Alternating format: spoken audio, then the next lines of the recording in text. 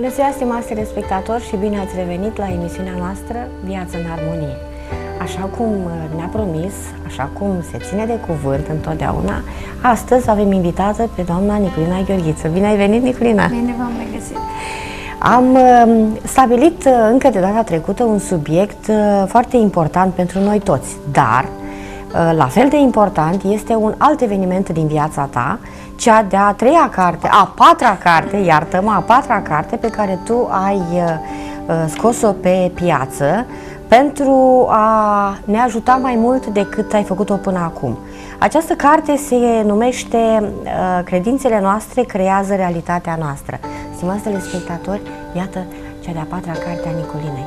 Și înainte de toate, vreau să vă spun că această carte o veți putea găsi de acum și în librăriile noastre Bibliopolis. Deci, o mare șansă de a putea achiziționa această carte în mod direct, acum și în librăriile Bibliopolis la Piatra Neamț.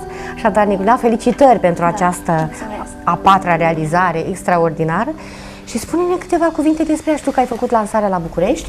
Da, am făcut o lansare la Iași, una la București și cam atât cu lansările, că așa mi-am propus eu la fiecare carte, fac o lansare în Iași, o lansare în provincie. La voi am făcut la cartea a treia și acum am ajuns la București, adică încerc să fac lansări acolo unde am cursanți. Ce să vă spun, este o carte, am încercat să le dau în cuvinte fenomenul ăsta al credinței, sau cum credințele noastre ne creează realitatea. Cum dacă tu spui că ești obosit, începi să te simți obosit. Dacă în același timp te răzgândești și spui sunt plin de vitalitate sau plin de energia sinelui meu divin, deja începi să te simți odihnit. În această carte, e o carte, e un subiect care pe mine mă preocupă de foarte mult timp, chiar e legat de ceea ce o să vorbim după. Întâlnirile mele cu mari duhovnici ai României, în care mereu m-a preocupat ce e aia credință, că de fapt noi zicem credem, dar în același timp ne îndoim prin fiecare cuvânt pe care îl spunem. Și chiar această carte începe cu capitolul La început a fost cuvântul. Este un capitol în care, ca pictogram, o să vedeți ceva specific în cărțile mele, în fața fiecărui capitol este o grafică, o pictogramă care ne traduce cumva ce am vrut eu să spun acest capitol. Aici o să aveți o grafică în care este un cap de om, iar în creier se află o scânteie. Scânteia divină. De fapt, noi suntem veniți aici doar când ne-am născut, doar cu spiritul din noi și atât. Restul, programarea noastră ca oameni, începe în primii 7 ani de viață. Haideți să arătăm și telespectatorilor noștri cum arată această pictogramă pe care tu ai realizat-o și ai pus-o în prim plan în carte și care sugerează cum suntem un mare infinit cu o scânteie în interiorul nostru. La capitolul 2 o să vedeți cum începe programarea noastră din primii 7 ani.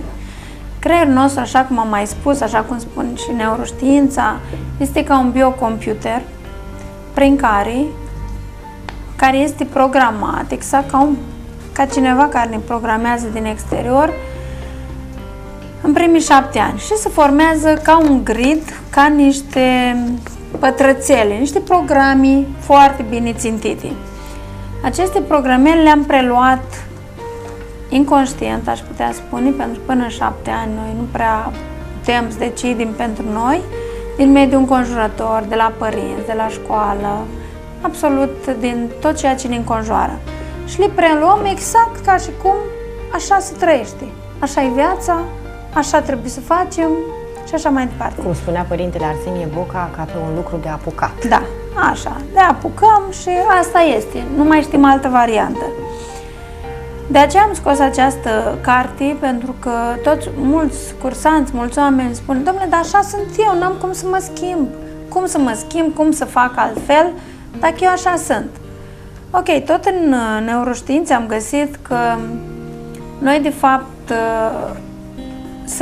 trăim viața conform programului pe care am primit într-un 7 ani, dar conștient ne putem reinventa și recrea o nouă minte. Adică să reprogramăm în creier, conștient de data aceasta, cum vrem să trăim. Asta fac eu la aceste cursuri. Ajut oamenii să vadă ce vor ei de fapt, cum vor să trăiască și când ești conectat la sinele tău divin, vrei să trăiești bine, frumos, ușor, nu-ți vine să superi pe nimeni, să deranjezi pe nimeni, pentru că tu nu mai ești rănit, nu mai ești ieșit din tine. Tot timpul ai tendința să dai vina pe alții, să te vinovățești tu, pentru că când ești ieșit din sinele tău divin. Când ești separat de tine, atunci găsești vinovați în afară. Dumnezeu, soartă, guvernul și așa mai departe. Când ești în contact cu tine, nu mai găsești vinovați afară. Pentru că îți dai seama că tu ești creator realității tale și așa cum ai făcut tu, cum ai gândit tu, așa te-ai creat. Așa ai creat realitatea. Iar în capitolul 3 o să găsiți aici o pictogramă unde povestesc despre plasticitatea cerebrală și sănătatea creierului. Cum încep neuroni să crească conform credinții pe care tu o imprimi, conform programului pe care tu îl imprimi. În acest capitol sunt foarte multe documentat conform neuroștiinții, sănătății creierului și a multor alte studii, cercetări legate de creierul nostru. Cum îl ținem activ, cum îl hrănim ca el să fie, tot timpul să poți să creezi altceva, tot timpul să poți să trăiești altcumva, dar totul pleacă de la creier. De aceea spun și în capitolul acesta este cel mai fabulos instrument pe care îl avem. În corpul fizic, partea cea mai importantă din noi este creierul. De acolo pleacă tot. Capitolul 3, să arătăm și telespectatorilor cum arată și pictograma. Plasticitatea cerebrală, da? După care, în capitolul 4 am notat credința noastră mută munții ignoranței și a limitărilor. Asta e diferit de credințe. Credințe înseamnă programe, așa cum credem noi, dar credința este suflul din interior. Și toate lucrurile se materializează sau se întâmplă conform credinței noastre, adică a intenției din spate. De exemplu, vreau să, nu știu ce să fac ceva, dar în același timp n-am nicio șansă. De fapt, tu ce transmiți universului? Că n-am nicio șansă. Și explic lucrul ăsta cu îndoiala și credința. Credința, în momentul în care ai credință, nu mai există îndoială. Îndoiala apare pentru că noi nu avem suficientă credință. Avem un entuziasm și ne oprim acolo. În momentul în care ai credință, treci dincolo de entuziasm și nimic nu te mai oprește. Adică îți dai seama că atâta putere este în Dumnezeul din tine și în divinitatea care vrea să manifeste prin noi, prin oameni, și este atâta putere încât nimic nu te mai poate opri, doar să vrei. La baza credinței este intenția. Și așa cum spuneam, în hipocampus acolo se creează, acolo este intenția, ori vrei să întreții o rețea neuronală veche și întreții programele pe care le-ai trăit din 1-7 ani, le-ai preluat, ori vrei să creezi o rețea neuronală nouă și atunci intenția este direct dată cu credință maximă. Prin credință noi începem să creăm noi neuroni și creăm o rețea neuronală nouă. De aceea credința mută munții ignoranței. Deci, indiferent că nu știi, că nu, pentru că mă uit mereu mă duc în natură sau în popor, la țăranii noștri. Apoi ei când știau că aia trebuie să o facă, nu mai exista o altă variantă. Și treceau prin apă, prin foc, peste orice, iar ei rezolvau lucrul ăla. Apropo de ce înseamnă credință, dacă ne ducem în tradițiile noastre, vedem ce e credință. Următorul capitol vorbesc despre credința, care este forța cu care transmiți o informație. În momentul în care tu crezi că ceva e posibil, aici, în acest capitol o să vedeți toate programele alea, toate limitările alea, cuburile pe care le-am creat în 1-7 ani, toate se deschid. Și se creează noi neuroni care trec din una în alta și fac conexiuni cerebrale cu alte rețele pe care le creezi nou și devii o altă persoană. Asta se întâmplă în momentul în care tu conștient știi ce vrei și în momentul în care știi ce vrei, apare intenția aia din spate, dom'le, chiar vreau lucrul ăla, și în momentul în care chiar vrei, s-a dus ca un bumerang, ca o... Eu așa îl transmit și cursanților, ca și cum ai aruncat în față, în viitor, o piatră sau un magnet și ăla te trage spre el după aia. Da? Tu ești polul celălalt al magnetului și te trage spre el. Important este să ai credință. După cum ați văzut, dacă tu crezi că drumul este liber, așa se întâmplă. Dacă tu crezi, eu una cred că am verde din Copou până în Tătăraș în Iași, așa este, am verde peste tot. Dacă eu cred că voi găsi parcare în față la primărie la Iași, voi găsi parcare acolo. Indiferent că sunt sute sau mii de mașini, cel puțin acum cu Sfânta Parascheva, e o aglomerație în Iași și el a trebuit să ies să cumpără băiatului celui mare ceva de la Moldova. Ei, nu te poți apropia de zona centrului. Când am plecat de acasă, am zis, eu am parcare în spate la Dacon Emerald. Deci vreau să spun, erau clai peste grămadă mașini. Când am intrat eu pe străduța aia, tocmai ieșea unul de acolo. Da, am intrat, am parcat, copilul meu zice, mamă, dar tu ai văzut ce aglomerat e? Da, și ce? Unde găsim noi? Eu am locul meu stabilit. Asta e apropo de credință. Eram sigur că undeva pe strada aia, am făcut schema de acasă. Unde parchez? Știind cine și la ora asta, unde parchez? Și deodată așa am simțit acolo, în spate la... Acolo am găsit loc de parcare. Fantastic! Deci asta e datorită faptului că eu am avut un plan. Cum spune și maestru Ramta, spune o chestie extraordinară. Voi vreți să vă vindecați, dar aveți un plan pentru asta? Voi vreți să iertați, dar aveți un plan pentru asta? Voi vreți și să pentru trăiți... iertare trebuie un plan. Adică te gândești, cum adică îl iert eu pe omul ăla?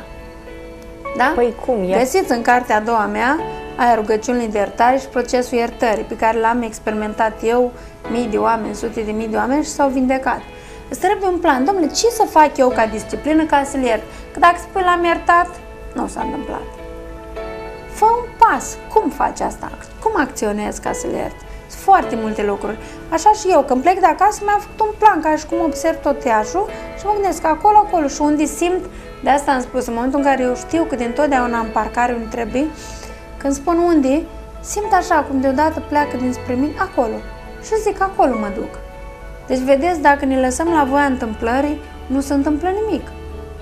Suntem exact ca o frunză în vânt. Și apoi ne mirăm. Da, ieri mi se întâmplase ceva și vreau să vă spun, apropo de lăsa la voia întâmplării, că de obicei nu mi se întâmplă astea. Și astăzi, dimineața, mă duc să-mi pun plinul de benzină la mașină și am întors un pic capul și s-a dus peste suma pe care aveam eu cash la mine. Și zic, ei, lasă că pun de pe carduri diferența, că nu mai era mult, 20-30 lei, nici nu știu cât, dar nu mai aveam cash. Și asta am vrut să vă spun, o clipă am întors privirea spre nu știu ce mașină venea, când eu trebuia să mă uit la pompă. Lipsa de a fi în prezent. Da, o clipă. O trecut, zic, ei, lasă, 20-30 lei, am eu pe carduri, nu e o problemă. Mă duc, plec doar cu un card la mine și cu bani în cash. Ajung acolo, îi spun, plătesc cash, diferența așa. Îmi zice, bagă cardul, fonduri insuficient, ceea ce nu cred, dar așa au apărut. Zic, ok, stați că mă duc să aduc un alt card.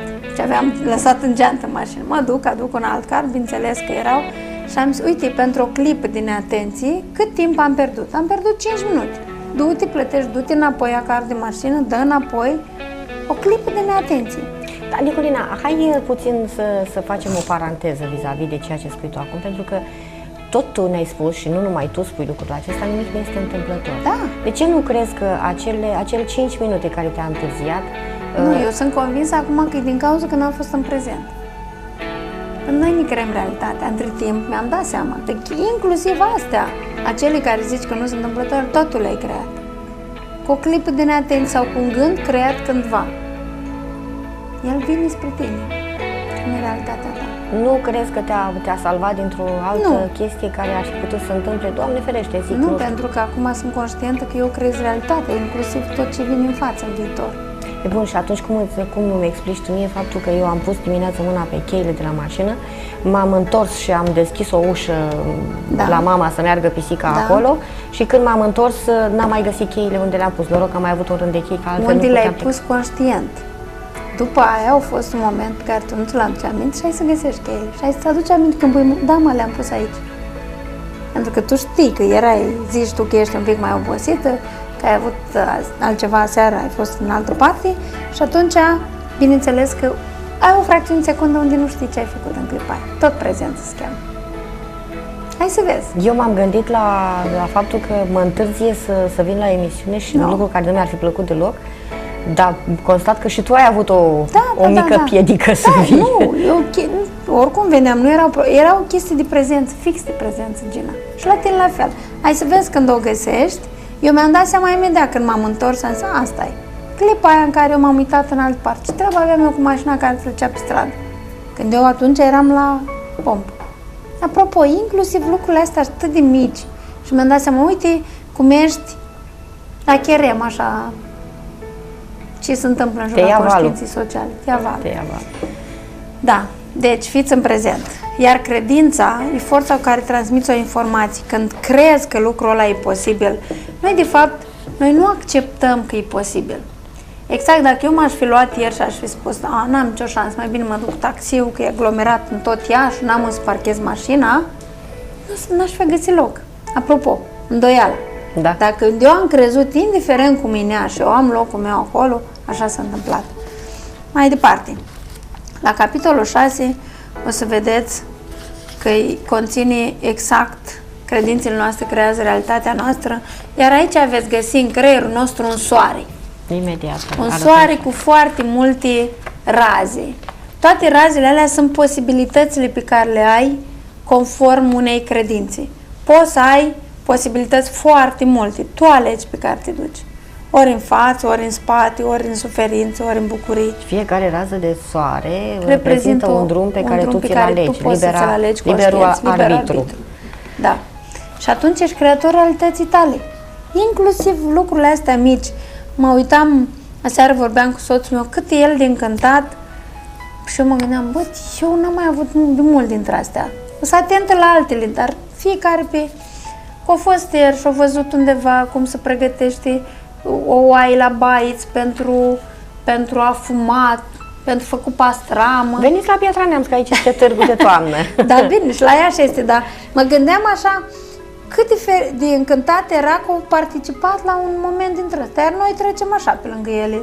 Așa este, da. Sunt atâtea lucruri minunate da. prin care putem trăi. Iar ultimul capitol o să găsiți, ești creatorul realității tale și o să găsiți în lobul frontal, de aici pleacă tot, ultimul gând, ultima decizie pe aici pleacă. Așa acum, ca să o luăm metaforic, întâi umblă prin capul nostru, învârt, cred, nu cred, mă îndoiesc, intuiesc, vreau, până la urmă ce se întâmplă, ce iese pe aici.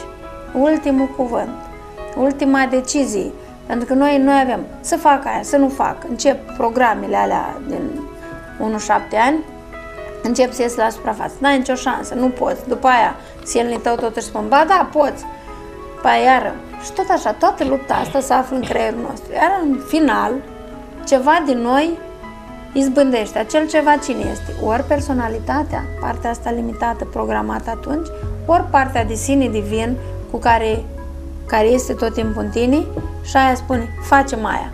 Și atunci ai credință. Vi s-a întâmplat, cred că, de la telespectatori, să riscați, adică să nu aveți nicio informație despre ce urma să faceți, dar totuși spuneți, gata, fac aia. Și să iese ceva foarte bun. Sau vi s-a și întâmplat să aveți o dorință și să vreți să o faceți și ceva din mintea voastră a spus, nu, n-am nicio șansă, sau lasă, nu contează, trecem și peste asta și pe aia să dai seama cât de rău ți-ai făcut. Mie altceva mi-ar place să-mi spui, dacă din dorința noastră de a realiza ceva, mereu ne vin amintiri din spate, din trecut. Vorbim de trecut, acum vreau să spun. V-ați întrebat vreodată cât din realitatea voastră reprezintă trecutului? Și atunci de ce suntem atât de legați? De aia suntem legați, pentru că acolo au fost emoții, au fost suferință, au fost bucurii, tot au fost emoții. Emoția nu înseamnă neapărat ceva rău sau ceva bun, e o trăire. Și în momentul în care ai trăit, aia au rămas implementat în sufletul tău, ca o trăire. Și mereu te duci acolo. În schimb, ce vreau să vă spun este că în trecut nu mai găsiți nimic. Nici timp, nici energie, nici viață. Atunci de ce vine năval așa peste? Păi de-aia vine că noi Vine înăva la Picipi, programele pe care le-am primit în 1-7 ani. Tu acolo ți-ai implementat trăirile respective. Spunea Iisus, până nu vă nașteți din apă și din Duh, nu trăiți viața. La asta se referea. Apă și Duh. Apă înseamnă dorință, voință și Duh înseamnă cunoaștere. Noi venim, la început ne naștem într-o familie, preluăm absolut tot ce este acolo ca fiind de bun augur, da? Fiind copil mic, tu nu-ți dai seama că nu se țipă, dacă vezi că așa s-a făcut, așa vei face și tu în familia ta. Ca și cum suntem îngramați, mai cheamă în ezoterism chestia asta. Și le e ca atare. Ei, la un moment dat, ajungem adult și spui, băi, dar mie nu-mi place așa, pentru că sinelui tău nu-i place așa. E ceva care e un program care nu e al tău, l-ai preluat de la moși, strămoși, de la părinți, de la bunici, de la mediul înconjurător. Și atunci conștient zici, ia să văd eu cum îmi place să trăiesc mie. Și începi să lucrezi cu tine, să te reinventezi, să gândești într-un anumit fel, ca să schimbi percepția. Dar dacă tu ai rămas ancorată și mereu te duci în trecut, inclusiv la lucrurile pozitive, sunt unele tehnici, fac o paranteză în care în psihologie mă refer, fac tot felul de transis, te duci într-un loc pozitiv, unde te-ai simți bine, nici alea nu sunt bune, pentru că te duc tot în trecut. Creează-ți acum ceva, o imagine unde te simți bine. Imaginea care ți-o creezi acum nu te leagă de ceva ce ai trăit plăcut? Nu, creezi ceva nou acum, dar pentru asta trebuie să-ți dai voie. N-ai trăit, dar e posibil să fi văzut prin documentare, prin cărți, o imagine așa, undeva în lumea asta, pe care tu n-ai fost, n-ai trăit-o. Și dacă o vizualizezi, hai să o și experimentezi. Bun, eu vreau să merg în Franța să văd turnul Eiffel, atâta timp cât nu l-am văzut niciodată. Îți explic eu, te uiți pe o carte, te uiți la turnul Eiffel, da? Și în fiecare seară înainte de culcare, te imaginezi că ești acolo. În 29 de zile, Gina, ești la Paris. Vorbesc foarte serios. Deci nu ești singura care am pățit asta. Am zeci de cursanți care, Doamne, mi-am dorit să ajung acolo. O cursantă chiar săptămâna asta îmi spune, așa când ați vorbit de Praga, când am fost eu prima vară în Praga, atât de mult mi-am dorit să ajung în Praga, n-aveam nicio soluție, nicio situație financiară, nimic, și mi s-a oferit de la servici că trebuia să ajungem la nu știu ce conferință și m-au trimis pe mine, eu la Praga. Și bineînțeles că tot ce mi-ați spus atunci am trăit acum. Sau altă tipă care își dorea foarte mult să zboare cu balonul. Ăla. Da. Și bineînțeles că când se uita pe net cât costă să zbori pe undeva cu balonul în România, nu este până afară. Și acum au fost plecată cu serviciu la Torino și stând acolo în ședință, ce eu mi-aș dori, fiecare a fost întrebat ce vrea să facă în timpul liber. Mi-aș dori să zbor cu balonul. Da, imediat. S-a uitat la ea, nu le venea în credit. Și a costat, bine, ea s-a uitat la prețuri de asta, 500 de euro, 1000 de euro să zbor cu balonul și s-a uitat, 15 euro a costat o zboară cu balon și a zburat o oră cu balon. A venit atât de fericit în România. Apropo, lisi de asta, Gina, care doar s-a vizualizat. În schimb, s-a vizualizat cum zboară cu balon, nu știa de unde, dar să vedea cum zboară cu el. Așa și tu. Și ne-i spui data viitoare. Haide să zburăm și noi câteva minute peste da? publicitate Bun. și revenim în publicitate.